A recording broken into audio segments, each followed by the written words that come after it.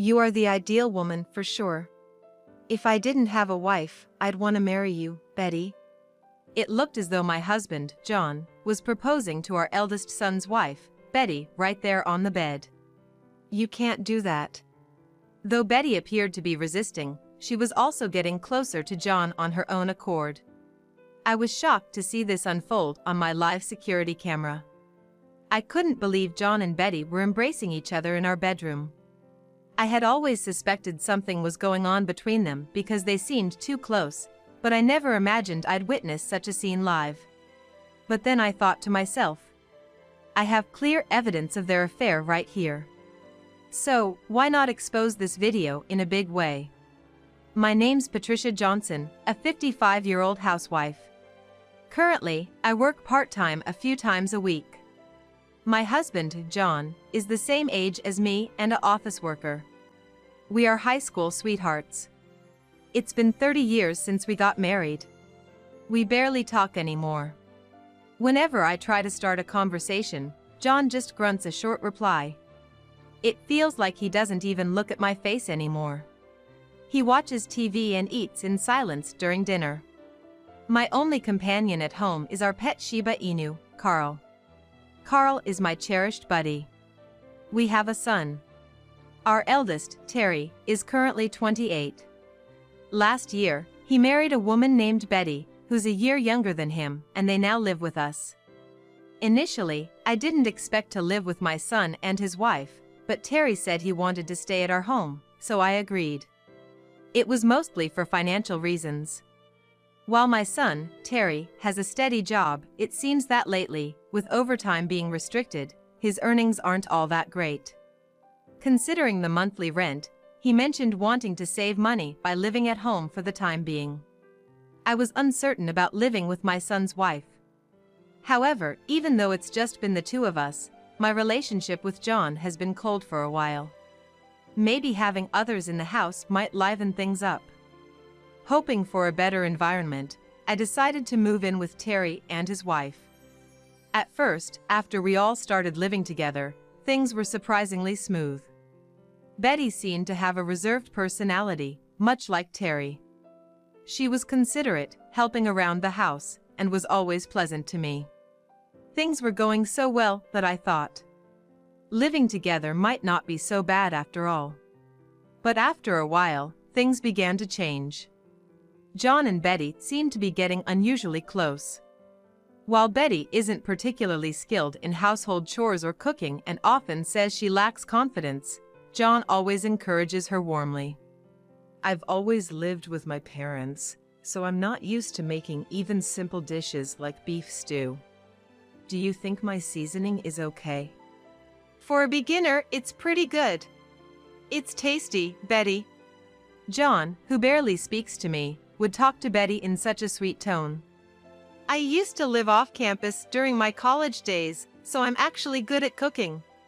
I'll show you how next time we have a day off. Really? I can't wait for your cooking lesson, John. With a big smile, Betty replied, and John seemed absolutely thrilled. He never cooked a day in his life since we got married. Ever since Betty moved in, John has been coming home from work much earlier. He often brings home desserts and gifts she'd like. Seeing them like this, I couldn't help but feel uneasy. On the other hand, Terry didn't seem to notice anything and acted quite indifferent even in front of Betty and John. As time went on, not only John but also Betty's behavior started to change. While she acted all sweet and helpless in front of John, she started to show a colder attitude towards me when we were alone. One evening, when it was just the two of us, I went to take a shower before Betty. Betty, I'm done with the shower. It's all yours. I forgot I'd already told her once, so I accidentally repeated myself after a while. I get it, you don't have to tell me twice. Betty snapped at me. I was taken aback. Sure, it was my mistake for saying it twice. But she didn't have to be that harsh. She was never like this when she first got married. From that point on, I became a bit wary of Betty. Maybe she sensed how I felt about her. She started acting more and more condescending towards me day by day. I've ended up taking on more of the household chores than before. Meanwhile, Betty just sits on the couch, constantly on her phone. I felt frustrated, but had no one to confide in. John really likes Betty, and Terry would definitely see me as an enemy if I spoke ill of his wife Betty. Then, on a certain day off, John was eager to teach Betty how to make dumplings. Seeing John in such a good mood, I wanted to complain a bit. "You've never made dumplings before, have you?" Even when I said that, John just replied, "Quit nagging," and brushed me off. "Well, let's start with getting the ingredients. Betty, ready to go?" "Yes. Thank you," Betty answered with a big smile. John and Betty, chatting and laughing, happily got in the car and drove off. "John and Betty, they've been getting along really well lately, haven't they?" I tried striking up a conversation with Terry. "Yeah. I mean, I'd rather they get along than not. It's better for me," Terry replied, while glancing at his phone. He didn't seem to feel any particular way about it. About 2 hours passed. The two of them returned from shopping. It sure took them a long time considering they just went to the local supermarket. I thought to myself. According to Betty, they took a break at a cafe during their shopping trip. Looking at John, he awkwardly avoided my gaze. The two of them seemed to enjoy making dumplings afterward. Betty was so close to John that she almost leaned on his shoulder. Every so often, Betty would touch John. John seemed completely smitten with Betty. Eventually, the dumplings were ready, and we all sat down to eat. "Sorry, I don't feel so good. I'll pass. You guys enjoy." Saying this, I went to my bedroom and collapsed on the bed. I just couldn't muster an appetite. I hate to admit it, but I feel like I'm losing it out of jealousy. John and Betty are acting all lovey-dovey like newlyweds. I don't even feel like eating the food they made. I can tell that Betty is getting all cuddly with John just to spite me. Call it a woman's intuition, I guess. She understands that if she has both John and Terry on her side, she can have a higher position in this household than me. Like this, I slowly started losing my place at home. Living with my eldest son and his wife began as a way to save on rent. I suddenly thought, even though Betty is married, she doesn't have any kids yet. She's still young. If she wants to save money, why doesn't she go out and work? If Terry can't get overtime and earns less, why doesn't Betty work too? Even in my 50s, I'm working part-time, but Betty stays home all day. Seems like she just lounges around, watching TV shows she's recorded or on her smartphone. One day, I asked Betty in the flow of a conversation, "Don't you want to work or something?" "Huh?" Betty went silent, seeming taken aback. Immediately, John jumped to her defense. "Hey, you don't need to say unnecessary things. It's enough for Betty just to be at home." John scolded me. "Well, if Betty wants to work, she can, but if she wants to stay home, she doesn't have to push herself." Terry just gave his usual non-committal opinion. With both of them supporting her, Betty had a smug look on her face. I couldn't say anything more. Then after some time, I got a call from Betty at my part-time job. "Patricia, something terrible has happened. Terry had an accident at work and was taken to the hospital in an ambulance." "What?" I informed my workplace of the situation and rushed to the hospital. Terry was in the intensive care unit, looking nothing like himself. He was delivering products to a client in a company car. While on his way, a truck driver from the opposite side got distracted, crossed the median divider, and collided head-on with Terry's car. The other driver got away with minor injuries, but Terry was in a critical condition, unconscious. Despite the doctor's best efforts, Terry never made it back. I couldn't believe that Terry passed away before me. The sudden turn of events was too much to believe. I spent the night crying by his side. Betty looked deeply shocked as well. John stayed by Betty's side, comforting her more than me. With no time to mourn properly, we had to start preparations for Terry's funeral. Usually, the main mourner should have been Betty, but she said, "I have no idea how to handle a funeral," and didn't make any effort. "You've got experience. Help her out," John instructed me. So, I ended up handling all the arrangements and expenses for the funeral. On the day of the funeral, suddenly, Betty got up from her seat and left. Maybe she rushed to the restroom, overwhelmed by tears. Then, perhaps concerned about Betty, John also left as if following her. Time passed and there was no sign of their return. I thought about going out to check on them. However, with obligations to greet other attendees, I couldn't just leave my seat. But they sure are taking their time. I pulled out my smartphone, thinking about calling John. Checking the screen, I noticed a notification from my pet camera app. I was gonna be out all day, so I turned on my pet camera. When my dog, Carl, stays home alone, I keep him in the bedroom. The camera captures the entire room and I can see everything through the app on my phone. I wonder if Carl is okay. Since the morning chaos, I hadn't fed him. I didn't even take him for his morning walk. I opened the app to check on Carl in the bedroom. Despite being in the middle of a funeral, I almost screamed. Lucy was caged, barking as if he wanted out. Beside the cage, a man and woman were lying on the bed. I immediately stood up and rushed to the restroom with my phone. Taking a deep breath, I looked at the screen again. It was John and Betty on the bed. They were embracing each other, still in their funeral attire. My mind was spinning. Betty, who had left her seat crying, and John, who seemingly followed her. Why are they in our bedroom? But then again, the funeral venue is just a 5-minute drive from my house. It's not entirely impossible. I stepped outside to check the parking lot. John's car was nowhere to be seen. It seemed they had indeed driven to the house. I locked myself in the restroom again and checked the camera. Carl had stopped barking and I could hear the two talking. John tenderly wiped away Betty's tears, touching her face. Surprisingly, Betty was smiling in response. "You really are lovely, Betty. Truly beautiful." John showered her with compliments. "Really? That's so sweet of you." Betty seemed genuinely pleased. She had been crying at Terry's funeral just moments ago. "You're the ideal woman for me. If I didn't have a wife, I'd want you as mine." John seemed like he was proposing to Betty. "No. You can't."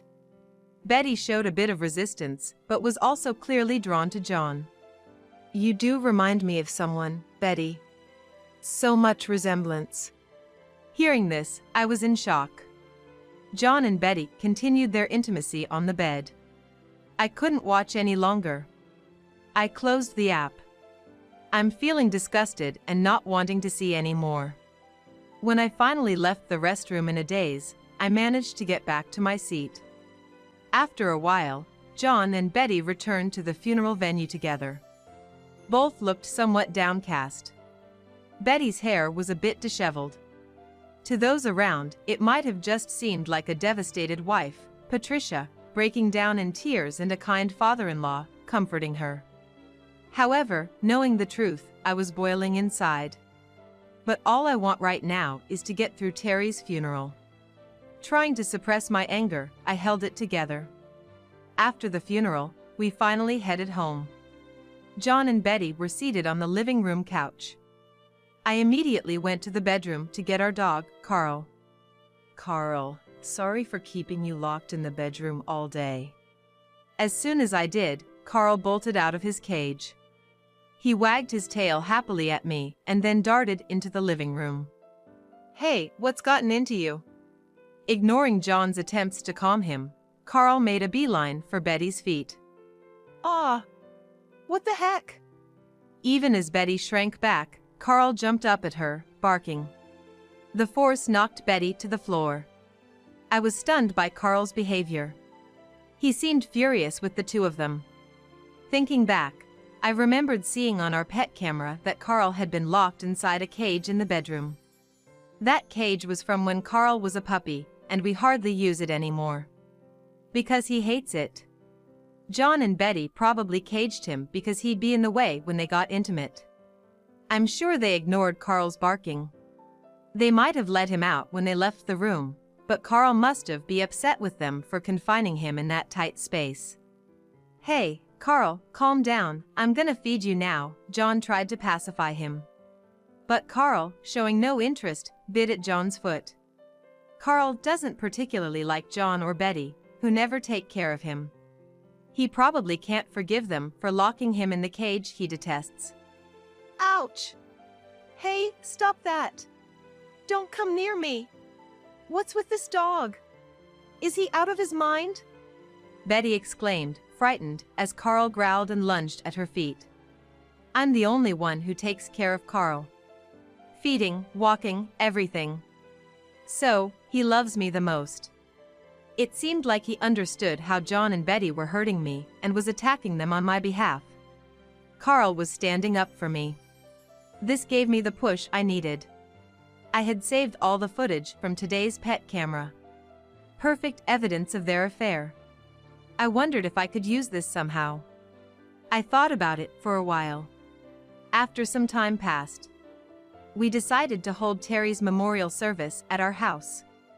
For the service, not only our family and relatives, but also Betty's parents are planning to come. For me, this is a golden opportunity. Everyone gathered in our living room, where the memorial service took place. Afterwards, everyone started chatting loudly around the catered food. When everyone had finished eating, I stood up and began to speak. Thank you all for coming today for Terry's memorial service. I have something I'd like all of you to see today. Everyone became silent and focused on me. John and Betty looked stunned as I was bringing up something unexpected. I closed the shutters of the living room and turned off the lights. Even though it was daytime, the room went pitch dark. I pressed the remote for the projector I had prepared in advance. This projector was something John had bought a while ago, saying, "It's like watching movies at home." Although, he hadn't used it much recently. On the wall of the dim room, a large video started playing. It showed John and Betty on a bed, flirting in funeral attire. Thanks to the projector, they were almost life-sized. Their intimate interaction was broadcasted loudly. Hey, what the hell is this? Wait, what's going on? Why? John and Betty were completely shocked. They were panicking. The audience started murmuring things like, "Oh my God. What's this?" and "Seriously." John and Betty, in their distress, stood up trying to block the screen from view. Both of you, sit down. You're in the way. I shouted at them loudly. The video continued to show their passionate embrace. Betty, this can't be real. What is this about? Betty's parents stared at her with a twisted expression. Ladies and gentlemen, this footage was captured by a pet camera I had set up in our bedroom. Hearing this, John muttered, "Damn it." He probably had forgotten about the camera there. If you look at the date and time at the bottom of the screen, these two snuck out of Terry's funeral service, drove back, and did this in our bedroom. Hearing this, everyone gasped and exclaimed, "No way," and "I can't believe it." Hold on, there's a reason for this. I was really sad about Terry's death and was crying. John came to comfort me, and it kinda just happened. At that moment, the video reached a scene where she said, "I've actually liked you for a while," to John. I paused the video at that point. Did you hear that, everyone? Not only my husband, but it seems Betty was pretty into it too. Betty's face turned bright red from embarrassment. I pressed the play button again. While Terry's death was shocking, I always felt something was missing. I actually prefer men who shower me with compliments. So maybe I prefer you over Terry. Betty's voice played loudly, and everyone glared at her. There are such terrible women in this world. Ugh, it's sickening, I said, shuddering. Betty, I never knew you could stoop so low. It's truly pitiful. That's right. I can't believe she's our daughter. What an embarrassment. Betty was scolded by her parents and broke down in tears. Then, John's voice could be heard from the video. You are truly the ideal woman. If I didn't have a wife, I'd want you as mine. Seems I'm just in the way for my husband. There's nothing sadder than that. Everyone gave John disapproving looks, and he cast his gaze downward in shame. I feel so bad for Patricia. Who knew John was such a terrible person? John received cold stares from all the women present and was sweating profusely. Then John's voice was heard again from the video. You really does resemble my first love. I pressed the pause button again. Everyone, Betty looks just like my husband's first love. But that's no excuse for him to make a move on his son's wife. John's face turned pale. I know about my husband's first love. We were high school classmates. I had a friend who had an older sister named Sophia. That Sophia was my husband's first crush. Well, it was just a one-sided love though. John looked embarrassed as I revealed his past. I paused the video and displayed a photo on the screen. This is my husband's first love. The screen displayed a graduation photo of a young girl. A girl with neat braids. It was Sophia from her high school days. Upon close examination, there was a certain resemblance to Betty. And guess what? We have Sophia here with us today. Please welcome Sophia. What? John was so shocked that he couldn't close his open mouth. I turned on the lights, and the room brightened instantly. Suddenly, a middle-aged woman energetically entered the room. This was Sophia, John's first love. I knew Sophia's younger sister and had her contact, so after explaining the situation, Sophia said she'd love to meet John. Hey, long time no see. John, how've you been? As she said this in a loud voice, the large woman stood before John. The current Sophia was quite plump, reminiscent of a female wrestler. She looked nothing like she did in high school. Her voice was hoarse, probably from drinking. John was frozen in shock. Sophia. You mean you liked me that much, John? I had no idea. Why didn't you tell me? Sophia, now a bold character, made a grand entrance and left John dumbfounded. You made a move on your son's wife just because she looks like me. John, that's just not right. Sophia said this and playfully slapped John's shirt. He staggered from the impact. Hey, I'm divorced and single. I run a bar now. Why not join me? John was forcibly hugged and swayed by Sophia.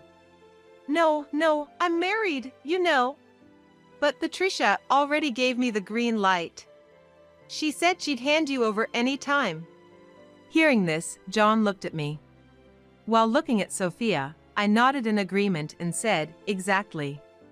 I feel like throwing out this husband of mine right now. If anyone wants him, feel free to pick him up. Just then, Betty, who had been silently watching, suddenly spoke up. Wait a minute. John, aren't you being a bit harsh? How do you think I resemble this hefty woman? What?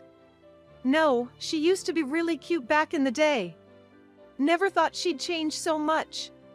When John said this, Sophia hugged him tightly again and said, Excuse me? It's rude to talk about someone like they're some kind of monster. We're both divorcees, right? Let's try to get along. By the way, I've been looking for a new man.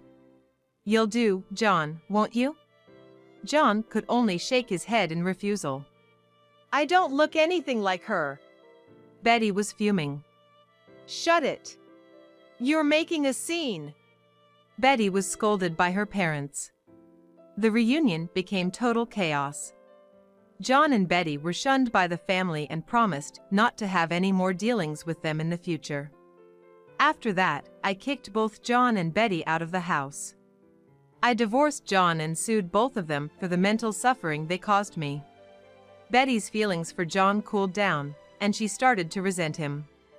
Their relationship deteriorated quickly. Having been abandoned by her family, Betty wandered aimlessly. Being unemployed, Betty found herself suddenly living alone and applied for various jobs. But she couldn't get a good job as her interviews didn't go well. Now, she's working multiple part-time jobs day and night, living alone in a rundown apartment. As for John, his affair with his son's wife became public at his company. Due to the damage to his reputation and the loss of trust, he got fired. Now, he's just scraping by, doing manual labor part-time jobs. Moreover, John has been getting constant invitations from Sophia. The constant pestering is mentally wearing him out. Even though John was married to me, he always had a soft spot for Sophia since high school. But this unexpected reunion turned those sweet memories into a nightmare. As for me, without the stress of having John and Betty around, I'm living peacefully by myself.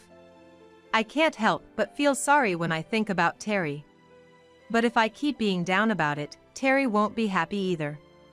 I've continued my part-time job and started a home garden, making sure to stay active. And, most importantly, I have my buddy, Carl. Going for walks with Carl is the happiest time of my day. I hope to continue living fulfilling days in this house.